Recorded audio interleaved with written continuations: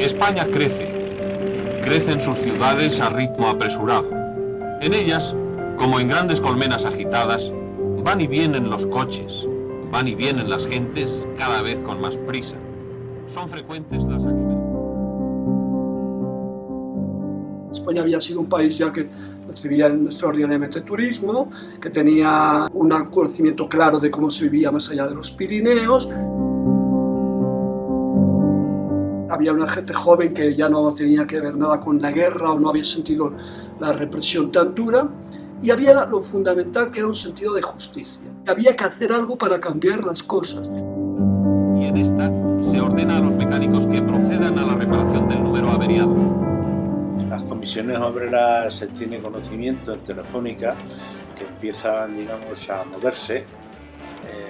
Años 68, años 69 y en el 71 ya nos reuníamos en los centros que tenía la OA y allí decidimos que nos íbamos a presentar a las elecciones parciales del año 71. Salimos de enlace, pues no sé si aquí en Madrid salimos 3 o 4 compañeros. Me acuerdo que salió Briones, salí yo. Esas fueron las primeras elecciones que se hicieron, digamos, que venía la orientación dada por el Partido Comunista, que había que intentar, y por lo que había ya organizado de comisiones obreras, e introducirnos en el sindicato vertical de cara, digamos, a reventarlo desde dentro. No dudes entre la inquietud social del ayer o el trabajo, la paz, el orden y la prosperidad del hoy que garantiza la organización sindical. Eso nos permitió llegar a bastante más gente y empezar, lógicamente, a nuclear en distintos centros a distintos compañeros que fueron, digamos, el germen potente de lo que después fueron las comisiones obreras. Coincide la época de luchas con una época de cierto crecimiento económico en el país, sí, con una multiplicación de las plantillas en las empresas en general. Cuando nosotros entramos en Telefónica en los años entre el 68 y el 72, la plantilla aumentó 20.000 personas. En el año 73 hay unas movilizaciones que coinciden en otras partes de España, en otras empresas, que son, aquí llamamos las de los mecánicos, que sobre todo tienen incidencia en Madrid y Barcelona, que terminan con algunos expedientes que luego, bueno, se solucionan y que pedían un plus lineal. Y todo este espacio hasta llegar al 75 está cuajado de luchas, despidos, detenciones y actos de esos que han ido avanzando, que evidentemente suponen escalones. Las posibilidades para el franquismo se iban reduciendo, para nosotros se iban ampliando, aunque muy lentamente. Proceso 1001, que estaba señalado el juicio para el día que volaron a Carrero Blanco, y en el que allí Marcelino, levantándose, dijo: denunciaré a este tribunal por estar vendido a una dictadura que se hunde. De hecho, el proceso 1001 que trata de liquidar a la cúpula, sobre todo de comisiones obreras, porque eso también hay que decirlo. En las últimas elecciones verticales de 1975, las comisiones obreras copan las listas de trabajadores y técnicos y repiten victoria. Las elecciones de junio del 75 son en todos los sectores de la producción. Y por lo tanto, en todos los sectores, algunos ya tenían tradición de victoria amplia de las candidaturas de comisiones, como era el metal. Las elecciones al vertical se hacen a dos niveles. Hay uno primero, que es el de enlaces sindicales, que es el básico, en el que las candidaturas unitarias y democráticas ganamos en las grandes localidades, porque luego no es así en otras pequeñas, donde luego, lógicamente, no llegábamos, y mandan las candidaturas de empresa. Y en un segundo nivel hay que elegir, esos mismos enlaces eligen a los jurados de empresa, que nosotros conseguimos una mayoría, pero por los pelos, pero conseguimos una mayoría en el ámbito de Telefónica.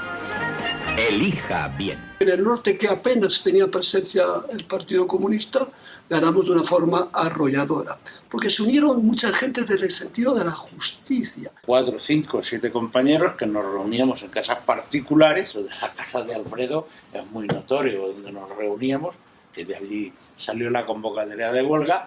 Lo de las iglesias es lo primero que se aprovecha en esta situación. También lo que podíamos ir conquistando dentro del sindicato vertical, que también aprovechamos a veces los locales del sindicato vertical. Nos lanzamos inmediatamente a dar cuerpo a las reivindicaciones de los compañeros que nos habían elegido, para ir formando la plataforma del convenio. Hecho que se hace en paralelo al conjunto de sectores de la producción que tiene negociación colectiva al finalizar el 75 y principios del 76.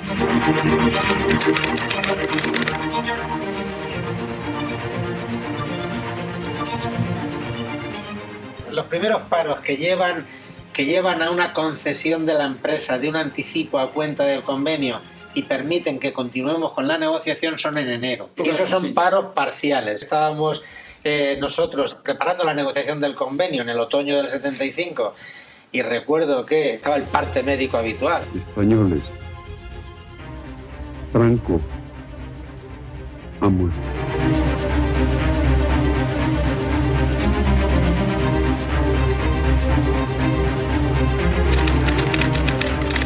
Hay momentos en que Madrid entero está en huelga, es decir, todos los sectores de la producción. De hecho, por ejemplo, el día de Reyes, el día 6, la tarde del día 5 de Reyes, el metro se declara en huelga.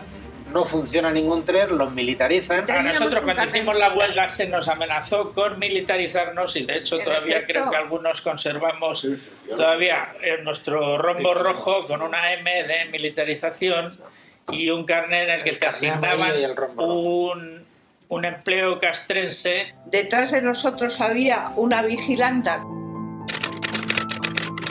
No podías levantarte para ir al servicio sin pedir autorización. Se me podía meter en tu posición para ver cómo tratabas al abonado, el número de llamadas que cogías, inclusive te podían expedientar. Te casabas, tenías que salirte de Telefónica. En estas huelgas de Telefónicas, las que arriesgaron más, pusieron más, lo tuvieron más difíciles, fue con mucha diferencia las telefónicas. Porque no es como ahora que todo está automatizado. Si se cortaban las llamadas, pues lógicamente sí afectaba y podía salir al exterior que había habido un problema. Cuando empezó la huelga, subieron los antidisturbios, para que imaginéis lo que suponía que la gente decidiera levantarse de la posición y salir a la huelga. El equipo que tenía que atender el aeropuerto de Barajas cerraba en Seseña y estaba en huelga allí, evidentemente, y llegó la policía diciendo que tenía que ir porque había aviones dando vueltas y no podían aterrizar. Había un problema de incomunicación con las torres de control.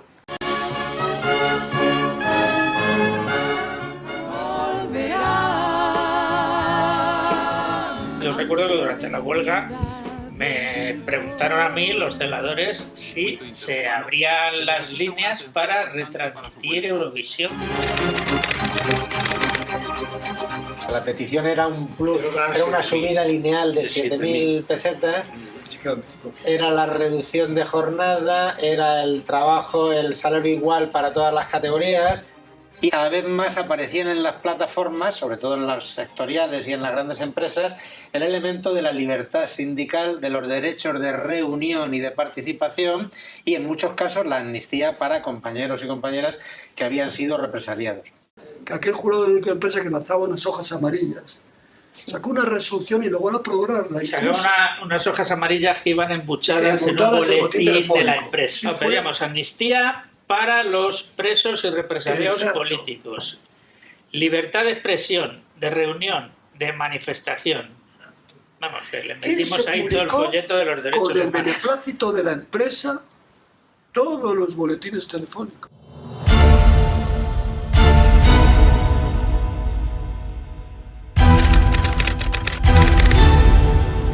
Procedan a desalojar la iglesia, a cambio. De acuerdo, si lo desalojan por las penas, si no, a palo limpio, cambio. A ver ese fuego que ha sido al aire, cambio. Estas Salinas que hemos contribuido a las palizas más grandes de la historia, cambio. La fuerza pública entró y disparó. En la iglesia del no matarás sí se podía matar. En la iglesia del no matarás, donde Franco estaba bajo palio, la policía entraba con pistolas y la policía mató. El movimiento no se paralizó por eso. El movimiento siguió luchando. Ya teníamos fuerza suficiente que a pesar de la represión, lógicamente, no nos paramos. Desde final de marzo hasta mediados de abril, la mayoría de la Telefónica, vista así, de la Telefónica operativa, estaba en huelga.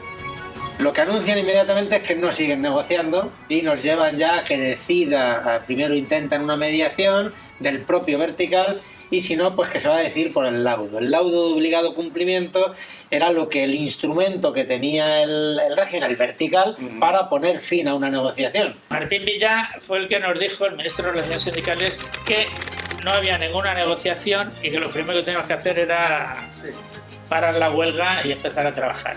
Y fue Solís Ruiz el que dijo que por lo menos se comprometía que el laudo que se dictase iba a recoger lo que había ofrecido la empresa hasta ese momento.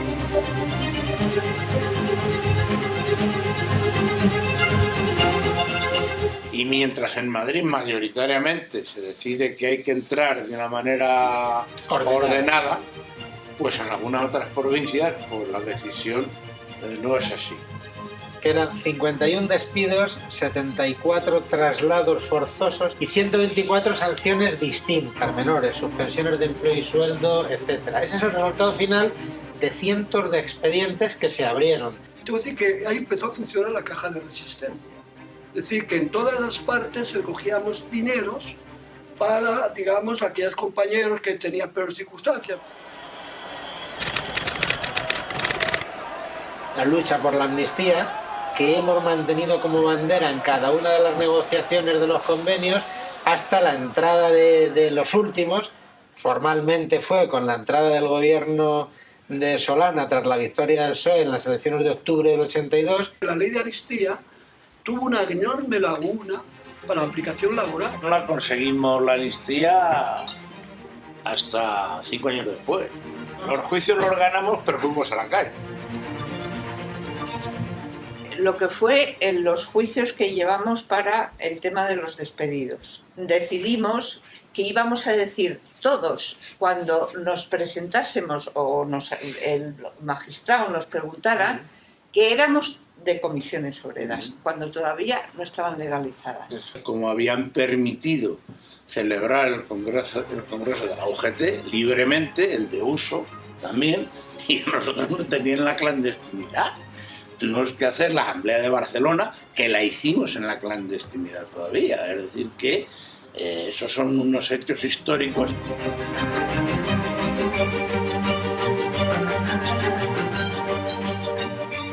El proceso no fue sencillo, fue bastante duro, hubo represión importante. Sí, hay que tener en cuenta elementos que estaban en el Sindicato del Transporte. El presidente del Sindicato Nacional, que era Vicente García Ribes, y Albaladejo, que fue muñidor de los asesinatos de Atocha. Y no nos olvidemos García Carrés, presidente del Sindicato de Actividades Diversas, metido hasta el cuello en la preparación y desarrollo del golpe de Estado del 23F.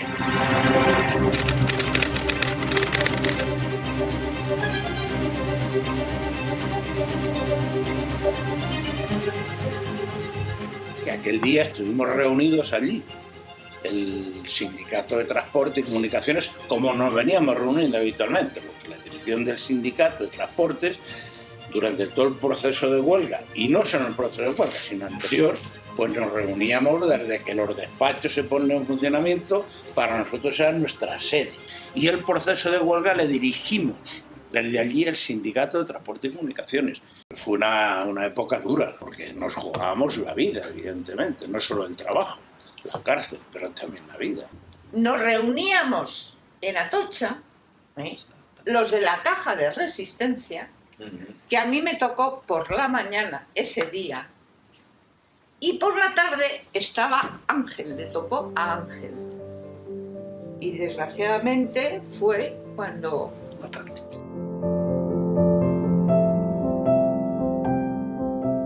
Son las hojas de la caja de resistencia de la 12 a la 18, donde se recoge, bueno, pues cada mes los ingresos de cada centro y luego los gastos, es decir, a los compañeros despedidos y sancionados, lo que se les pagaba. La que más me conmueve es la número 13, que fue la última que firmó Ángel, que fue en enero del 77, y ya la 14 se ve, bueno, ya que se hizo en febrero, que ya Ángel estaba asesinado, la firmasteis tú y Mariano.